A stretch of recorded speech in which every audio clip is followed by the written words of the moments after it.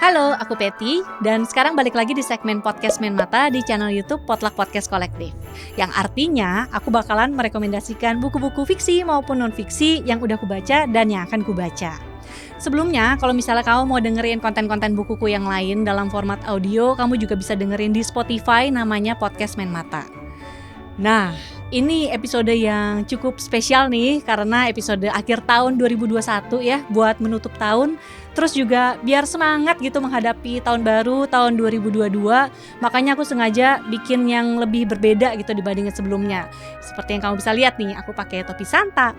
Terus juga di belakang ini lampunya juga sedikit lebih meriah gitu.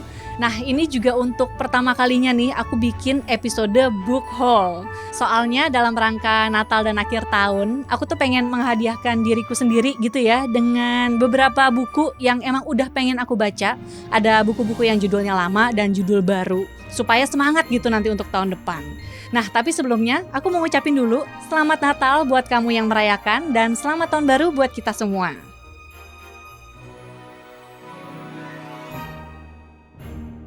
Nah, udah penasaran kan bukunya apa aja? Jadi ada 12 buku nih, buku non-fiksi, buku fiksi, penulis Indonesia, penulis luar, terus juga ada yang versi digital. Kita lihat yuk satu-satu. Buku yang pertama, ini judulnya Kisah Seekor Camar dan Kucing yang Mengajarinya Terbang. Ditulis oleh Luis Sepulveda, dan ini tuh versi terjemahan ya, soalnya Luis Sepulveda itu kan penulis Amerika Latin, ini diterbitin sama margin kiri.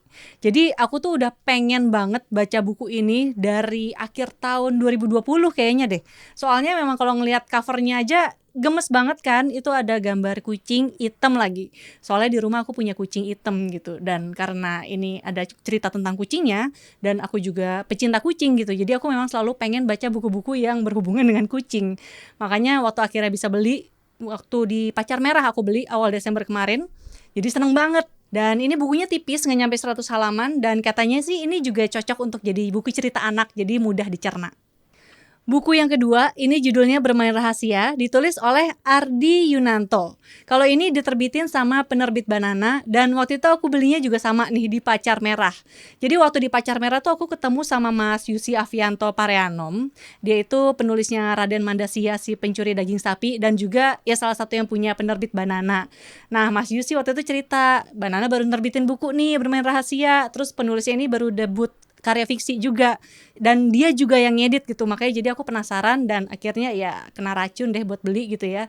Soalnya pasti tumpukan buku juga warnanya kan merah tuh kayak mencolok banget, dan gambar cover depannya tadinya aku kira yang mata di dalam tasnya itu kucing, ternyata sepertinya bukan sih. Terus ini digambar sama ilustrator Kendra Paramita, jadi emang gambarnya juga bagus. Kendra Paramita itu ilustrator yang sering mengisi sampul-sampulnya majalah Tempo kalau misalnya kamu tahu. Buku yang ketiga, ini judulnya Kenapa Kita Tidak Berdansa, ditulis oleh Dea Anugrah. Ini diterbitin sama Sira Media. Nah, ini tuh buku barunya Dea ya, terbitan akhir tahun 2021 banget. Dan waktu itu aku belinya memang ikutan pre-order dari Sira Media, tapi lewat toko buku lain. Terus juga karena aku udah baca 2 karyanya dia yang sebelumnya tuh, yang Hidup Begitu Indah dan Hanya Itu Yang Kita Punya, itu buku kumpulan esai juga. Sama satu lagi tuh buku kumpulan cerpen, judulnya Bakat Menggonggong. Tapi memang aku personally lebih suka sama tulisan-tulisan esainya Dea gitu. Makanya waktu dia nerbitin buku esai yang kedua, tentu saja langsung aku beli. Dan katanya sih buku esai yang ini tuh lebih personal gitu dibandingin yang pertama. Jadi makin penasaran deh. Buku yang keempat, ini judulnya Misa Arwah, masih ditulis sama Dea Anugrah juga, dan ini diterbitin oleh penerbit Sira juga sama. Terus buku ini tuh sebenarnya juga masih paket dari rangkaian pre-order bukunya Dea yang terbaru ya, jadi kan ada paket 1 buku, 2 buku, apa 3 buku gitu kalau nggak salah. Nah, aku beli buku kumpulan puisinya ini karena jujur aku belum pernah baca buku puisinya Dea. Terus juga aku kan pernah interview Dea ya di podcast Main Mata, kamu bisa dengerin, ada di Spotify, di YouTube ini juga ada. Nah, terus waktu abis interview itu aku sempet ngebaca ada yang komen gitu ya, pendengar gitu bilang, ini hostnya podcast Main Mata interview dia, tapi kok belum pernah baca buku puisinya sih gitu kan. Akhirnya ya udah, karena ini ada kesempatan ya buat baca buku puisinya, ya udah akhirnya aku sekalian beli deh si Misa Arwah ini.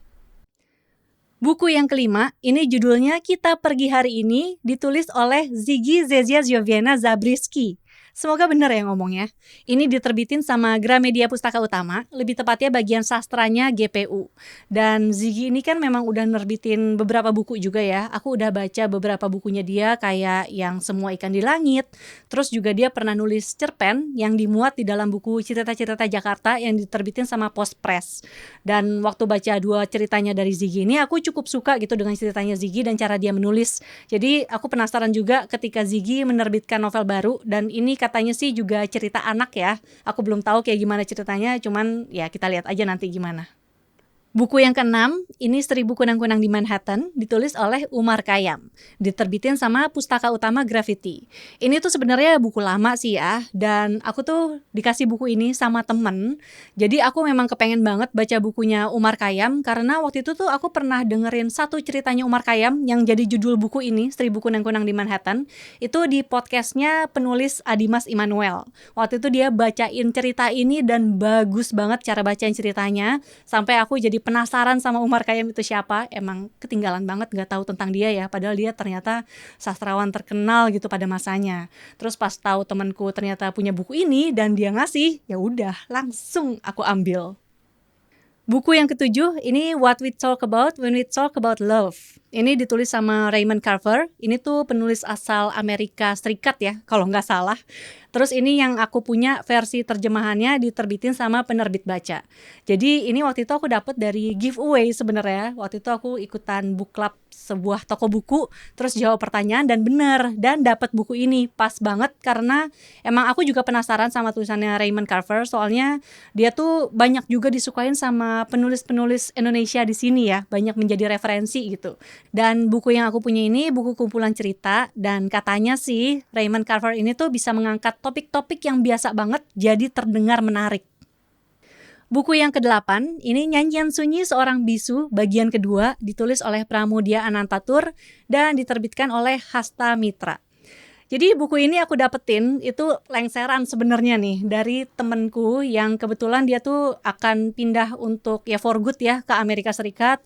Terus kebetulan dia juga seorang pembaca buku, dan waktu itu dia memang lagi mau menghibahkan buku-bukunya, dan aku salah satu yang nyolek dia gitu. Dan kebetulan bangetnya lagi, aku tuh udah pengen baca dari dulu karena ini kan buku kumpulan esainya Pramudia ya. Kalau novel-novelnya dia aku udah baca beberapa, tapi penasaran juga esainya tuh kayak gimana, karena aku memang selalu suka sih dengan buku kumpulan esai. Buku yang ke-9, ini judulnya Inferno, ditulis oleh Catherine Cho dan diterbitkan oleh Bloomsbury Publishing. Nah ini tuh bukunya aku beli sebenarnya dari Transit Santa ya, yang ada di Pasar Santa, Jakarta Selatan. Jadi waktu itu aku memang nanya-nanya ke dia kan, pengen baca buku kumpulan memoir nih. Terus dia merekomendasikan beberapa dan aku tertarik sama yang ini karena dari judulnya itu ya, ditulis ceritanya tentang motherhood dan madness. Walaupun aku belum menjadi ibu gitu, tapi memang aku penasaran aja sih dengan pengalaman-pengalaman perempuan di berbagai fase kehidupan. Buku ke-10 ini judulnya Upstream, ditulis oleh Mary Oliver, diterbitin sama Penguin Press.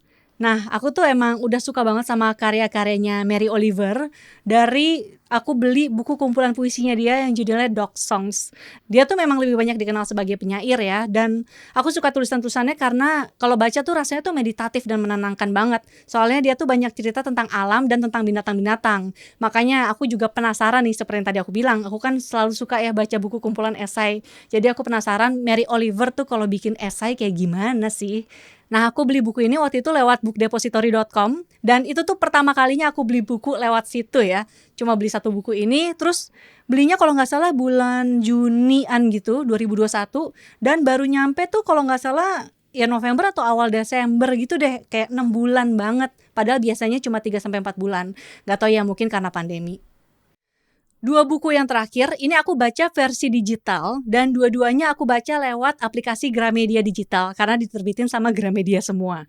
Jadi buku yang ke-11 itu judulnya Lebih Senyap Dari Bisikan, ditulis oleh Andina Dwi Fatma. Ini diterbitin oleh bagian sastra Gramedia Pustaka Utama.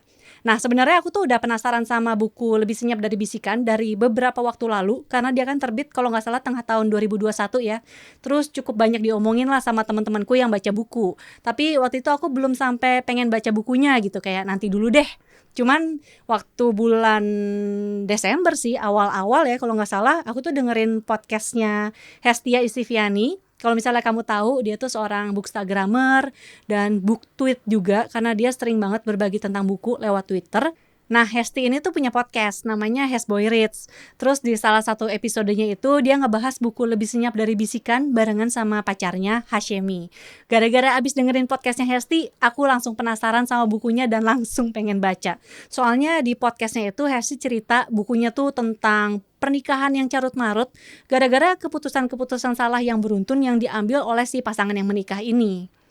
Nah, buku yang ke-12 ya, yang terakhir, ini judulnya When Everything Feels Like Romcoms.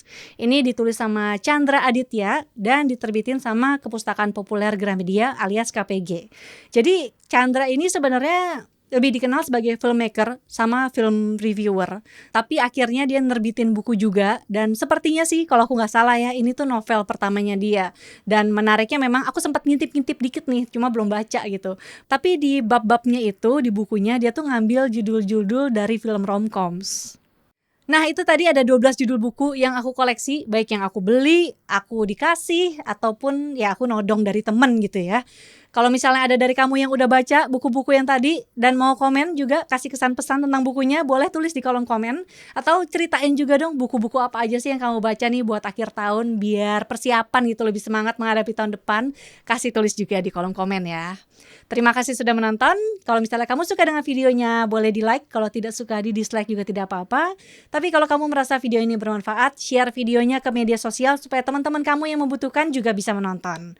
Dan jangan lupa subscribe channel YouTube Potluck Podcast Kolektif. Kemudian tekan tombol lonceng notifikasi biar kamu gak ketinggalan kalau misalnya ada video terbaru. Terus jangan lupa juga follow podcast Main Mata di Spotify ya, kalau misalnya kamu mau dengerin konten-konten bukuku yang lain dalam format audio. Dan terakhir, follow Potluck Podcast di Instagram @potluckpodcast. Sampai jumpa lagi. Dadah!